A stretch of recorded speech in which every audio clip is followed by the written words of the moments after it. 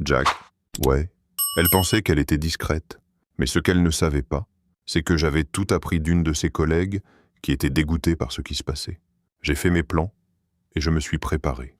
Heureusement, j'avais le temps de gérer ma colère et de me préparer pour ce qui allait se dérouler. Tout commencerait ce soir, juste après le dîner.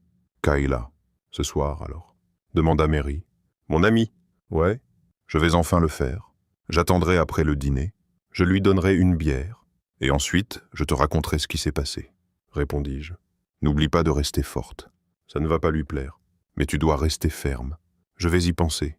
Comme on en a discuté, il n'a pas le choix. C'est comme ça que ça va se passer. Et s'il m'aime vraiment, il me laissera faire ça pour mon bonheur. C'est ça. Prépare-toi juste à ce qu'il crie et hurle. Il va résister. Mais finalement, il reviendra à la raison et acceptera la nouvelle réalité. Il est crucial que tu restes calme mais ferme. Laisse-le faire sa crise. Et ensuite, il réalisera que c'est toi qui commandes. Exactement. D'ailleurs, pour ce qu'il en sait, ce ne sera que temporaire. Une fois qu'il l'aura accepté, il commencera à aimer ça. Et puis ça continuera. Tu es sûr de tout ça? Jack peut être très têtu. Écoute, Kayla, Jack t'aime plus que tout au monde. Bien sûr, il va se mettre en colère. Mais quand il se calmera, il réalisera qu'il t'aime tellement qu'il fera n'importe quoi pour te rendre heureuse. Même ça, d'accord? Je pense que tu es l'experte. Fais-moi confiance. Il m'a fallu gâcher 2 mariages pour comprendre. Mais j'ai perfectionné la méthode avec mon 3e mariage. Tu as rencontré mon mari actuel.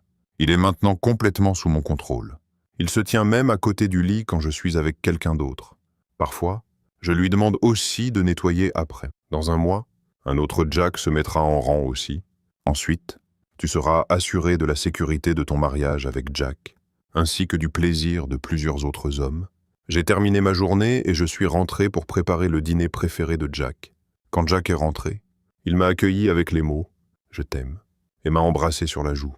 Comme d'habitude, malgré tous mes efforts, j'étais encore nerveuse. C'était un grand pas et un changement important dans notre mariage. Mais ça en valait la peine. Mary me parlait de son ministère du mariage féminin depuis un bon moment. J'ai vu personnellement que ça fonctionnait pour elle et son mari. Il était vraiment heureux de la tournure de leur mariage. Je suis sûr que Jack aimerait ça aussi. La conversation pendant le dîner était agréable. Nous avons échangé des histoires de la veille et discuté de certaines nouvelles du jour. C'était un dîner détendu pour nous. Après le dîner, j'ai insisté pour qu'il prenne une bière et se détende pendant que je faisais la vaisselle. Il a un peu résisté, voulant aider, mais je l'ai assuré que ce n'était pas grand-chose et que je pouvais m'en occuper. Les restes ont été rangés, la vaisselle est passée au lave-vaisselle. Et le moment était venu. Je me suis versé un verre de vin, me suis préparé mentalement et me suis dirigé vers le salon pour la conversation. Jack, chérie, il faut qu'on parle. Commençai-je? Bien sûr, chérie. De quoi s'agit-il? D'accord. Jack, je réalise que ça peut être difficile à accepter pour toi maintenant, mais c'est quelque chose que je dois vraiment faire. Garde à l'esprit que c'est seulement temporaire. D'accord? Alors, de quoi as-tu besoin? Si c'est crucial pour ton bonheur, bien sûr, je ferai ce que je peux. Jusqu'à présent, il l'avait bien pris, pas même perturbé. C'est bien. On a discuté d'avoir des enfants, et je suis presque prête pour ça. Mais il y a quelques autres choses que je dois faire d'abord. Ça devrait prendre quelques mois. Maximum. Ensuite, on pourra commencer à travailler sur les enfants. C'est super. Bébé. Alors, quelles sont ces choses que tu dois faire? Voilà. J'ai pris une profonde inspiration, me préparant à la réaction. Eh bien, Jack, j'ai besoin d'explorer un peu avant de me poser complètement. Ce sera temporaire. Et ensuite, je pourrais être la meilleure épouse et mère pour nos enfants dont tu pourrais rêver. D'accord? Mon amour, ça semble raisonnable jusqu'à présent. Mais comment comptes-tu t'y prendre? Waouh, il le prend bien. Je m'attendais à ce qu'il panique. Je vais voir d'autres hommes pendant un temps. On continuera à faire l'amour régulièrement. Mais j'aurai aussi des relations avec d'autres hommes pour me vider la tête. Souviens-toi, ce n'est que du sexe avec eux. Tu es le seul à avoir mon amour. Je reviendrai vers toi dans quelques mois. Je serai de nouveau ta femme fidèle. Et ensuite, on pourra commencer à travailler sur les enfants qu'on a prévus. Eh bien, Kayla, on dirait que tu ne me demandes pas ma permission. Donc je suppose que tu as déjà pris ta décision. Je tiens à dire officiellement que je ne suis pas pour. Si tu me demandes la permission, je ne te la donne pas. Cependant, tu es une adulte, donc je ne t'arrêterai pas si tu penses que c'est nécessaire. Les choses se passaient mieux que je ne l'imaginais. Il n'a pas haussé la voix. Il l'a dit de manière conversationnelle. Mary doit avoir raison. Jack acceptera le nouveau rôle que je lui prépare. Alors, Kayla, comment ça va fonctionner? Tu déménages, ou tu attends que ce soit moi? Tu les ramènes ici, ou tu vas chez eux, ou à l'hôtel? Oh, eh bien, on va continuer à vivre ici tous les deux. On est mariés. Et comme je l'ai dit, on continuera à faire l'amour. Les autres hommes, ce sera juste du sexe. Pas de l'amour. Je pourrais aller chez eux ou les ramener ici. Dans ces cas-là, tu devras dormir dans la chambre d'amis. Je ne vois pas l'intérêt de prendre une chambre d'hôtel, puisqu'on peut rester ici. Encore une fois, je ne suis pas pour. Mais on ne devrait pas faire l'amour pendant ce temps. Je ne veux pas risquer d'attraper une MST. Quand tu auras fini, on attendra que tu sois testé et clean. Amuse-toi, ne t'inquiète pas pour moi. Eh bien, Jack, je ne peux pas dire que je ne suis pas déçu. Je t'aime et j'aime faire l'amour avec toi. Mais je comprends ton inquiétude. Je vais devoir faire avec. C'est super. Chérie, alors, quand comptes-tu commencer tes petites aventures? Eh bien, Mary et moi avons décidé d'aller dans un club et de rencontrer quelques gars du boulot demain soir. Je ne suis pas sûr que ça arrivera, mais je pourrais ramener l'un d'eux pour la nuit. Puisque tu ne vas pas faire l'amour avec moi pendant que je fais ça de toute façon, peut-être qu'il serait mieux que tu t'installes dans la chambre d'amis pour les 2 prochains mois. D'accord, Kayla, ne t'inquiète pas. Je m'occuperai de m'installer d'ici ton retour demain soir, dit Jack avant de retourner à son journal. Je n'arrivais pas à croire à quel point il était mature à ce sujet. Mon cœur s'envolait. Bien sûr, il s'est plaint faiblement et a refusé de faire l'amour, mais il acceptait tout complètement. Il n'était même pas le moins du monde en colère. Mary avait définitivement raison. Dans 2 mois, Jack serait sous mon contrôle. De plus, je savais que cette absence de relation intime n'était que temporaire. Dans 1 semaine ou 2, il serait de retour dans mon lit. Ensuite, je n'aurais qu'à utiliser la proverbiale clé à molette pour le faire pleinement accepter son nouveau rôle de petit mari soumis. Mise à jour. Salut, Mary. C'est Kayla. Salut, ma belle. Alors, comment ça s'est passé hier soir? Mon Dieu, tu ne croirais pas à quel point Jack a été mature à ce sujet. Je m'attendais à ce qu'il explose, mais il n'a même pas haussé la voix. Il était tellement calme et acceptant de tout. Waouh, c'est génial. Je t'avais dit qu'il se plierait. Penses-tu que tu pourrais le convaincre de regarder ce soir? J'en doute. En fait, je ne pense même pas le suggérer. Il a dit qu'il refuserait de faire l'amour avec moi tant que je suis avec quelqu'un d'autre. Je suis sûr que ça ne durera pas longtemps. Après 1 semaine ou 2 à se contenter de ses mains, sachant qu'il a une belle femme à ses côtés, il reviendra vite. Ça pourrait être amusant, puisqu'il a refusé de me toucher. Je lui ai juste dit de déménager dans la chambre d'amis. Il est en train de faire ses cartons maintenant. Il m'a promis qu'il aurait complètement quitté la chambre des propriétaires avant que je rentre ce soir. Ah, j'adore que tu aies changé le nom de chambre principale à chambre des propriétaires. Je vais devoir commencer à faire ça moi-même. Oh, absolument. Bref, je devrais probablement me préparer. On se retrouve au club. D'accord? Bye. Plus tard ce soir-là, Jack avait bien avancé dans l'emballage de toutes les affaires de ma chambre. Je ne comprenais pas pourquoi il avait vraiment besoin de faire des cartons, alors qu'il pouvait simplement transporter des brassées de trucs dans le couloir. Mais il m'a expliqué que c'était mieux comme ça. Ça faisait moins de marche, et il pouvait trier tout et laisser les choses dont il n'avait vraiment pas besoin dans des cartons pour s'en débarrasser. Je suppose que ça avait du sens. Mais j'étais trop occupé à me préparer pour y prêter attention. Il a dit que j'avais l'air séduisante en sous-vêtements, porte-jarretelle, bas et escarpins de 12 cm. Il n'a rien dit quand j'ai porté la petite robe de cocktail rouge que j'avais achetée pour notre 5e anniversaire l'année dernière. C'était d'ailleurs la seule fois où je l'avais portée, mais j'étais sacrément belle dedans. J'ai informé Jack que je sortais et que je prévoyais de rentrer vers 1h du matin. J'ai mentionné qu'il n'avait pas besoin de m'attendre, car je pourrais ne pas être seul. Après avoir dit cela, j'ai pris ma pochette et me suis préparé à partir. Il m'a assuré de ne pas m'inquiéter, mentionnant qu'il aurait déménagé d'ici mon retour. En faisant cette promesse, il a fermé le dernier carton. En quittant la maison, un sentiment d'inquiétude persistait en moi, bien que je ne puisse pas tout à fait en identifier la source. Malgré cela, j'ai choisi de l'ignorer, concentrant mon attention sur le plaisir et l'excitation anticipés de la soirée au club.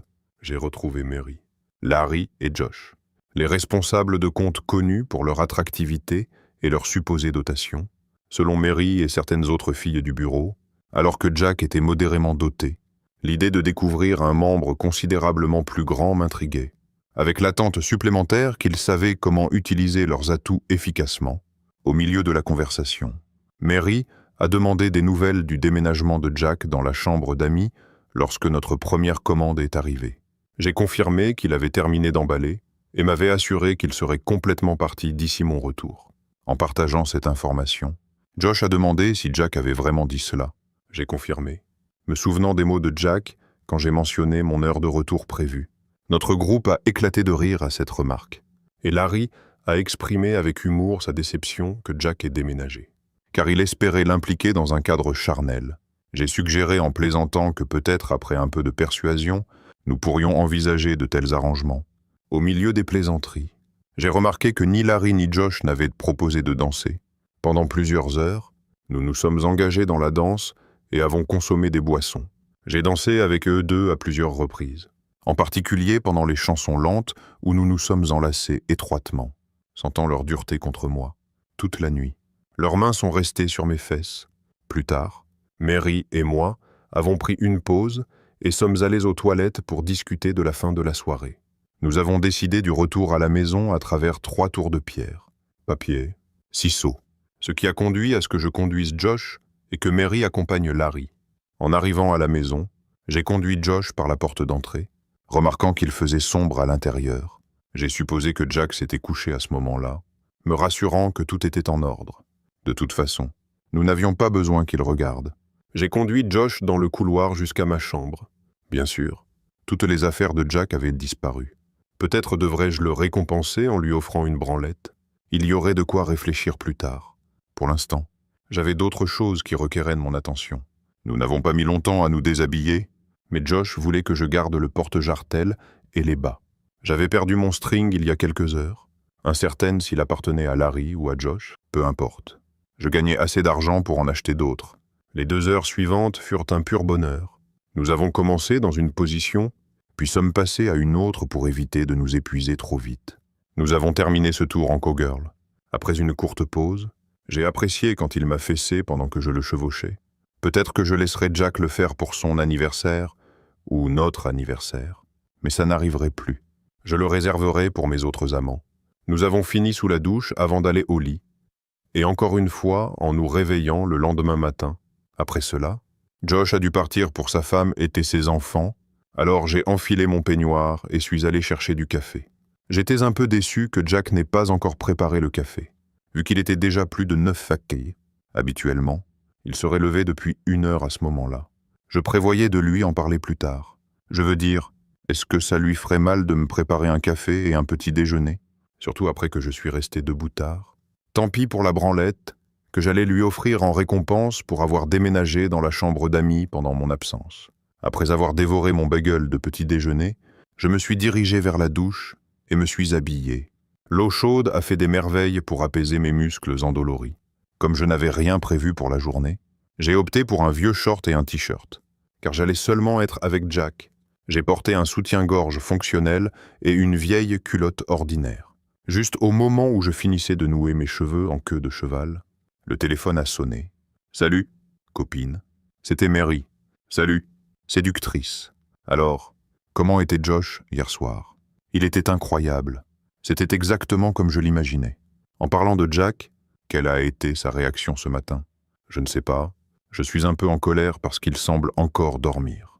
J'étais déçu qu'il ne m'ait pas préparé de petit déjeuner ni de café ce matin. Je pensais lui offrir un petit boulot pour avoir déménagé dans la chambre d'amis. Mais maintenant, je ne pense pas.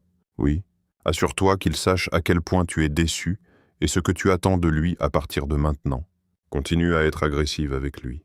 Mais assure-toi de lui donner de petites récompenses quand il fait quelque chose de bien. Ça lui donnera une incitation à essayer plus fort. En fait, je commence à m'énerver qu'il ne se soit pas encore levé. Attends, 1 minute. Je vais sortir son cul paresseux du lit.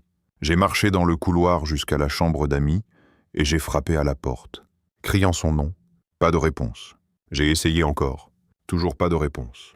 Finalement, J'ai tourné la poignée et ouvert la porte en grand. « Oh, merde !» m'exclamai-je. « Qu'est-ce qui ne va pas ?» demanda Mary au téléphone. « Jack n'est pas dans la chambre d'amis. Ses vêtements ne sont même pas dans le placard. Attends, dis-je en courant à travers la maison. Merde. Son camion est parti, tout comme tous ses outils. Cette petite agitation au fond de ma tête commençait à prendre forme. « Oh non !» allais-je. « Quoi? Qu'est-ce que c'est ?» demanda Mary. « Jack a déménagé. Maintenant, je comprends de quoi il parlait. Il n'a jamais dit qu'il déplacerait ses affaires dans la chambre d'amis. Il a seulement dit qu'il déplacerait ses affaires hors de ma chambre. Ensuite, il a dit qu'il s'installerait avant mon retour. Je pensais qu'il voulait dire qu'il sortirait de ma chambre. Mais il voulait dire qu'il quitterait toute la maison. Merde. Je dois l'appeler pour savoir où il est allé. Non. Non. C'est une erreur. Ça lui envoie un message de faiblesse. Tu dois rester forte. Ne le contacte pas. Laisse-le te contacter.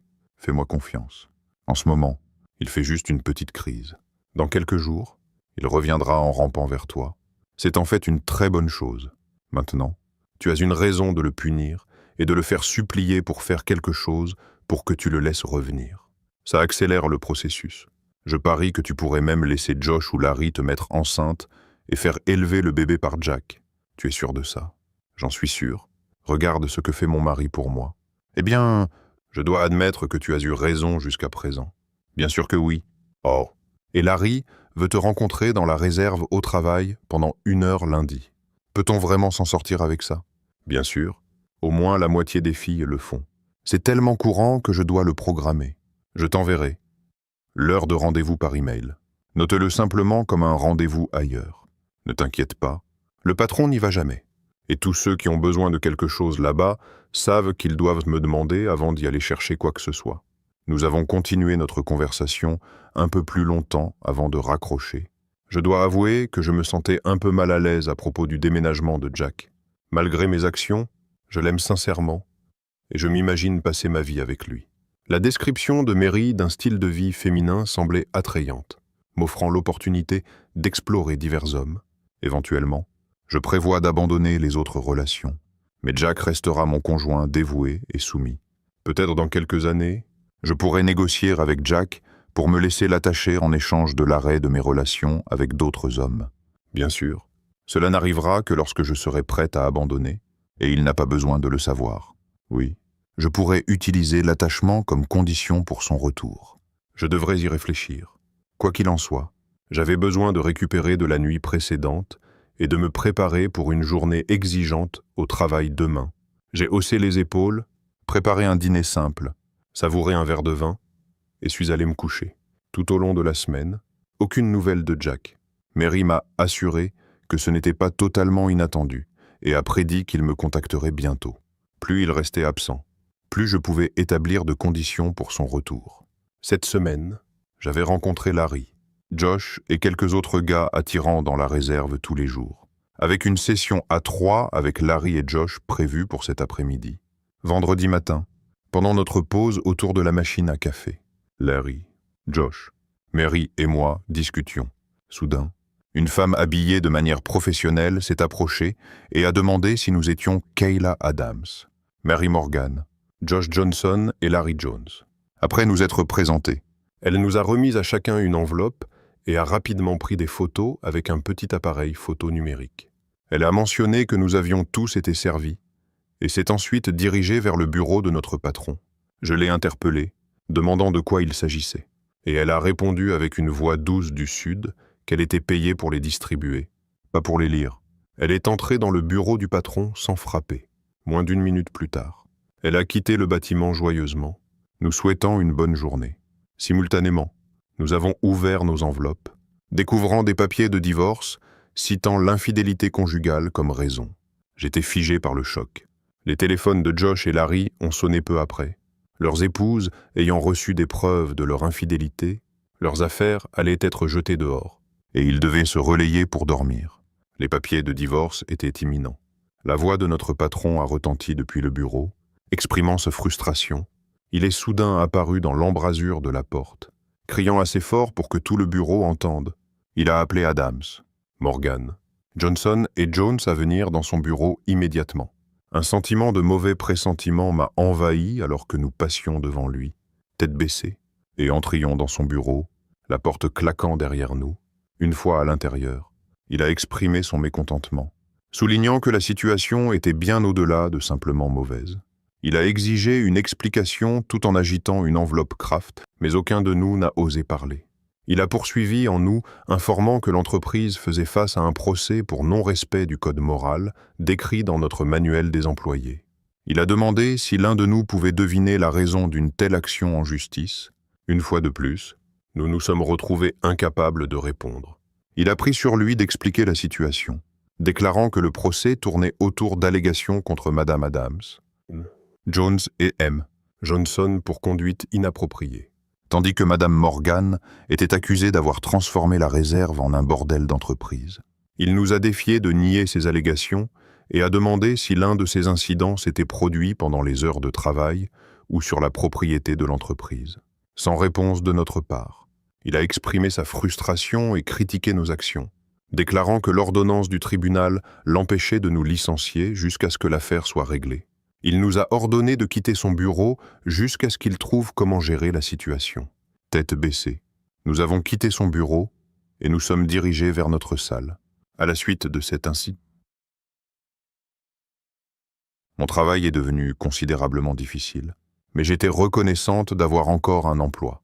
Décidant d'évaluer les papiers de divorce, j'ai découvert leur gravité, contenant des images, des vidéos, des enregistrements audio et même des lettres notariées.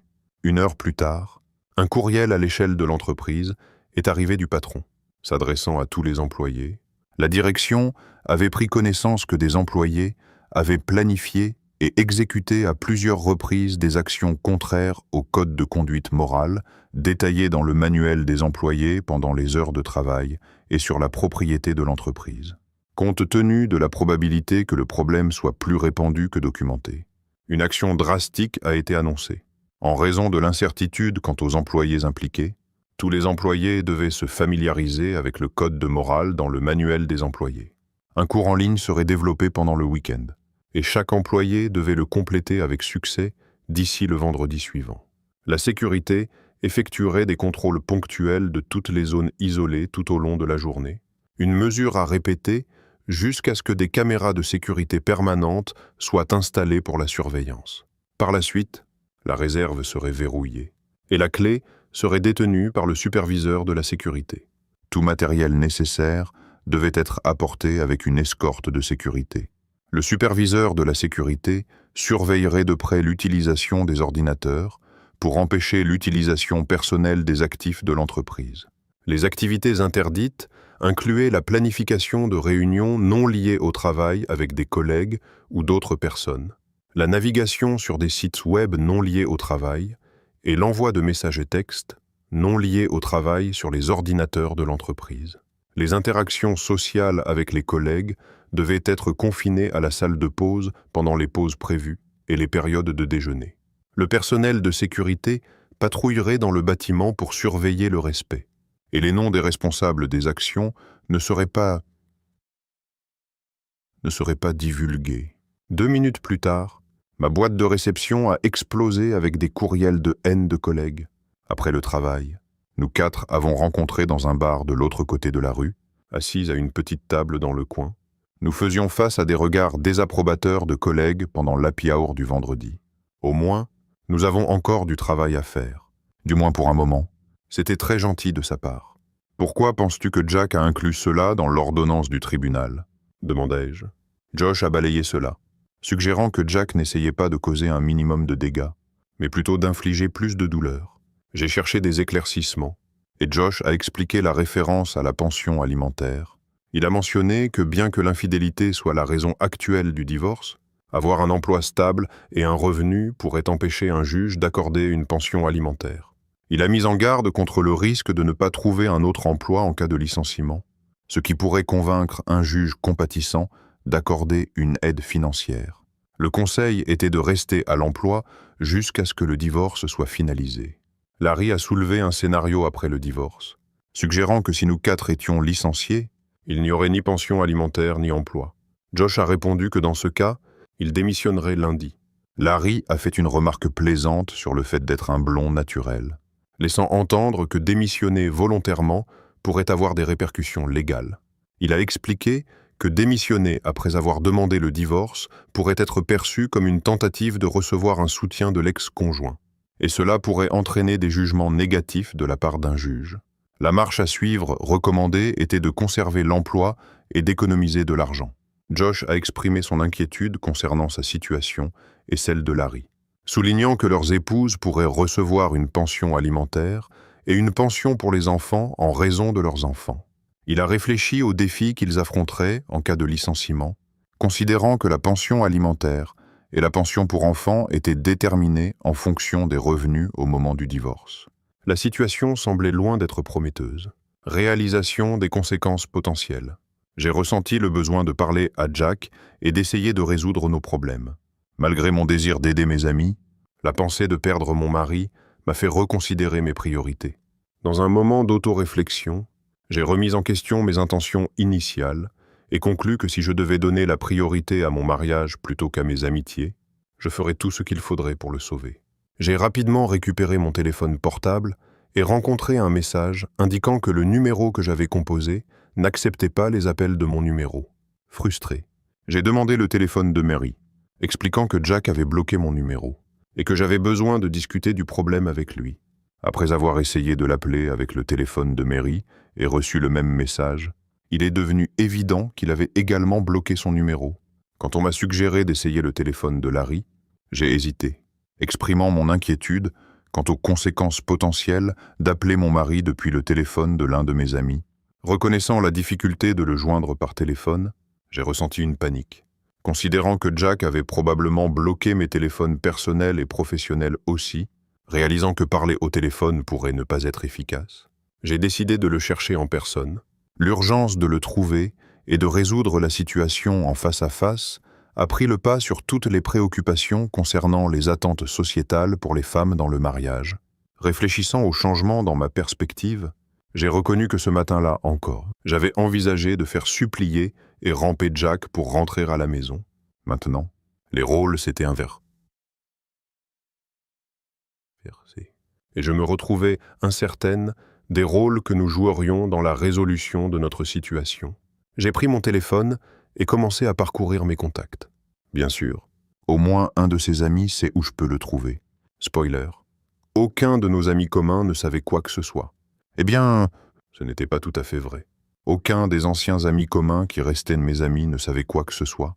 Les nombreux amis communs qui me détestaient maintenant en savaient assez.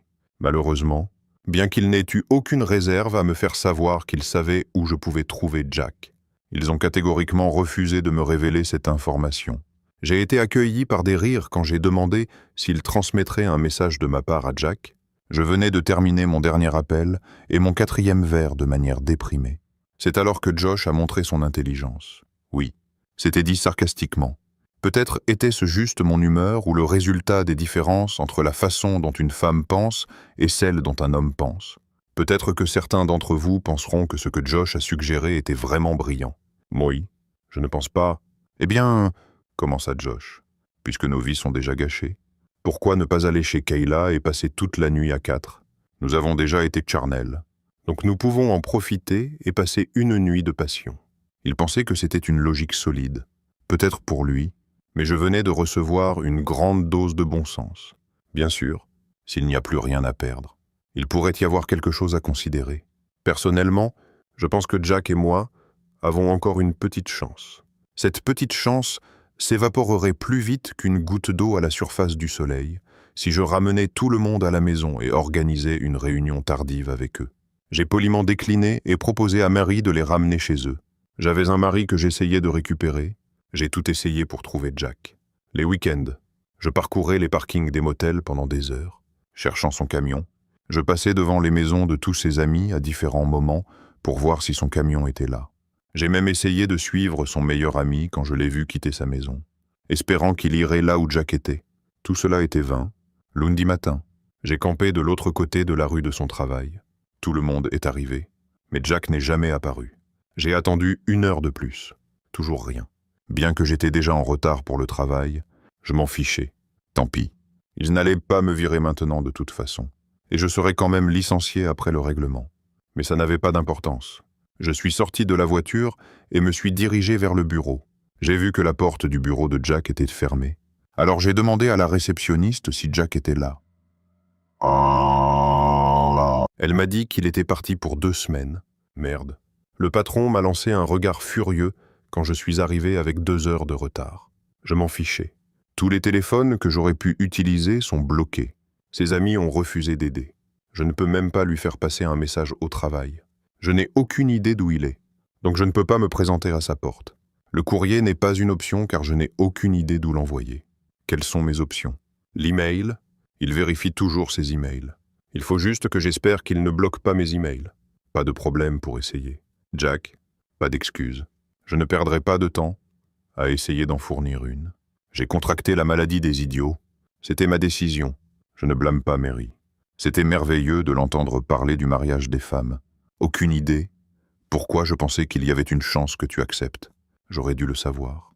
Désolé d'avoir eu besoin d'un électrochoc. Mais maintenant je suis réveillé. Je veux que tu saches que je suis profondément gêné et que je regrette mes actions. Je comprends que tu puisses ne pas l'accepter. Jack, malgré mes actions récentes, je t'aime sincèrement complètement. Tu n'as rien fait de mal. C'était moi qui étais incroyablement idiote et égoïste. Jack, mon amour, même si je ne le mérite pas, je te supplie de me pardonner. J'ai besoin de revenir, et je suis prête à tout te donner. J'ai réalisé la folie d'essayer de créer un mariage féminin, mais je serais ravi de faire partie d'un mariage dirigé par l'homme. Oui, Jack, je te donne mon âme, et tu me donnes juste des ordres. Je ferai littéralement n'importe quoi pour revenir là où je dois être avec toi. Je connais la définition de n'importe quoi. S'il te plaît, Jack, je t'offre tout. Malgré mon absence d'intérêt pour les femmes, je ferai des choses pour toi. Te servir, toi et tes amis. Lors d'une fête du Super Bowl, en ne portant qu'un porte-jartel, des bas et des talons hauts, si cela me ramène à toi. Si tu me veux, d'une certaine manière, dis-moi de me pencher sur la chaise la plus proche. Peu importe qui regarde. Fesse mes joues avec une ceinture en cuir. Dis-moi quand et où. J'apporterai la ceinture. Aucune raison de me faire confiance. Mais je mettrai une ceinture de chasteté et te donnerai les clés comme condition pour mon retour. J'ai fait une prise de sang pour un test de MST. Les résultats arriveront dans quelques jours. Dis-moi où les envoyer, et je te les ferai parvenir. Jack, quoi qu'il arrive, tu es la meilleure personne que j'ai connue. Je sais que tu ne me ferais jamais de mal intentionnellement, même si je le mérite probablement. J'accepte tout. Je ne te demande pas d'oublier ou de me faire confiance à nouveau. Je demande l'opportunité d'être tienne sous n'importe quelle forme que tu désires. Je ne demande rien de plus que de revenir à toi pour toujours. Même si je dois accepter un divorce ou te regarder avec d'autres femmes, je prie pour que ça n'arrive pas. Mais je réalise que ce n'est pas ma décision. Je suis en tort. Et je reconnais que tu pourrais vouloir égaliser les choses. Tout ça. Et concernant Mary, Larry, Josh, et le procès contre mon entreprise, Mary m'a manipulé pour que j'accepte ce plan. Josh et Larry en ont profité. Comme tu le sais, je serai licencié une fois que le procès sera réglé. C'est entièrement de notre faute. Fais ce que tu veux avec eux. Je t'aiderai si tu veux. Après tout, je suis ta servante volontaire désormais. Ta servante aimante, Kayla, mise à jour. Heureusement, Jack n'a pas encore bloqué mes emails. Plus surprenant encore, il les a réellement lus. Non. Il n'a pas pris ma parole pour argent comptant. Après tout, j'avais déjà brisé le plus grand vœu que j'avais jamais fait. Celui de laisser tout le monde derrière. Puisque j'avais brisé cette promesse, qu'est-ce qui pourrait lui faire penser que je ne briserais pas d'autres promesses? Tout ce que je pouvais faire était de le lui prouver. Une action à la fois. 2 ans se sont écoulés depuis que j'ai envoyé cette lettre. Josh et Larry ont fait face à des défis dans leur divorce. Et nous 4 avons été licenciés le lendemain du règlement du procès contre l'entreprise. Finalement, Josh et Larry ont trouvé des emplois moins bien payés et ont emménagé dans un petit appartement dans un quartier difficile. Leur vie sociale en a souffert. Et leurs ex-épouses ont monté les enfants contre eux. J'ai réalisé que les 2 femmes sont maintenant dans de meilleures relations. Maintenant, c'est de mon tour. Actuellement, je suis à genoux, nu à côté du lit, portant une ceinture de chasteté. Pendant que Jack termine, c'est de ma pénitence. J'ai détaillé tout cela dans une lettre. Oui, Jack voulait me tester pour voir si je tiendrais ses mots, si je voulais le récupérer. Je n'ai pas beaucoup de choix. Ce furent 6 mois difficiles. Mais finalement, il s'est un peu adouci. Il me fait encore le faire parfois, comme maintenant. Mais ça s'est amélioré. Maintenant, il ne ramène d'autres femmes à la maison qu'une fois tous les 2 mois. Après avoir été licencié, j'ai arrêté de travailler. Jack a obtenu une promotion, et nous nous en sortions très bien sans mon revenu. Je reste à la maison, m'occupant de nos jumeaux de 2 ans. Je suis nu la plupart du temps, bien que Jack ait récemment dit que je devais commencer à porter des vêtements à la maison bientôt. Les enfants grandissent, et ça commence à sembler bizarre autrement. Pour l'instant, je ne porte des vêtements que lorsque je sors de la maison ou lorsque nous avons des invités. Je réponds encore nu à la porte pour les livraisons. J'ai subi une épilation au laser, donc j'ai une bande d'atterrissage permanente au-dessus de mes organes génitaux. Cela rend impossible de cacher mon tatouage. Jack, du côté droit de la bande, et Jack, du côté gauche. Chaque semaine, Jack met à jour les 5 marques rouges sur mes fesses avec une lanière en cuir. Juste après le 5e coup, il retirait mon plug et m'engage par derrière, alors que je me penche sur le canapé. Je ne suis pas parfaite. Parfois, il y a plus de marques sur mes fesses ou ma poitrine quand je fais des erreurs. Mais j'aime vraiment ça. Qui aurait cru que la piqûre d'une lanière pouvait créer un lien? Mary. Eh bien, elle est toujours mariée. C'est vrai. Elle a aussi été licenciée, mais personne ne s'attendait à ce qu'elle fasse face à des conséquences significatives. Son mari semblait entièrement soumis à ses caprices. Elle trouverait facilement un autre emploi, et la vie continuerait pour elle. La vie n'est pas toujours juste, n'est-ce pas? En fait, si. Harold n'était pas le perdant soumis que tout le monde croyait. Une fois qu'il a rassemblé des preuves, il s'est mis en colère. Je pensais avoir passé 6 mois difficiles. Mais comparé aux siens, c'était une promenade de santé. Décidant qu'il l'avait assez puni, il lui a servi des papiers de divorce, tout en mettant Mary à rude épreuve. Il a discrètement liquidé tous leurs actifs et les a sécurisés. Il lui a donné la maison après l'avoir refinancée et avoir pris toute la valeur nette, puis a disparu. Elle a perdu la maison, et tout l'argent a disparu. Elle a trouvé un autre emploi, mais pour la moitié du salaire qu'elle gagnait auparavant. Elle a également une réputation ternie, mais ne sort avec personne actuellement, avec encore 1 mois d'antibiotiques à venir. Vous vous demandez peut-être pourquoi je supporte cela, ou vous riez de mon sort mérité. Si vous êtes contrarié parce que Jack ne m'a pas laissé en plan, je remercie Dieu tous les jours qu'il ne l'ait pas fait. Bien que je le mérite, je le supporte parce que je ne peux pas imaginer être sans l'amour de ma vie. Oui, Jack me fouette et m'humilie, mais il m'aime toujours. Il a d'autres femmes, mais jamais sans moi. Je peux partir à tout moment. Et Jack m'a montré des papiers de divorce où il serait équitable. J'ai décliné l'offre. C'est un excellent père, amant et mari. Je n'ai besoin de rien d'autre. Je me suis tellement laissé emporter par l'idée du mariage des femmes que j'ai perdu de vue ce qui compte vraiment. Au lieu d'être satisfaite dans une relation égalitaire, je suis devenue soumise à mon mari. Ce n'était pas prévu, mais je suis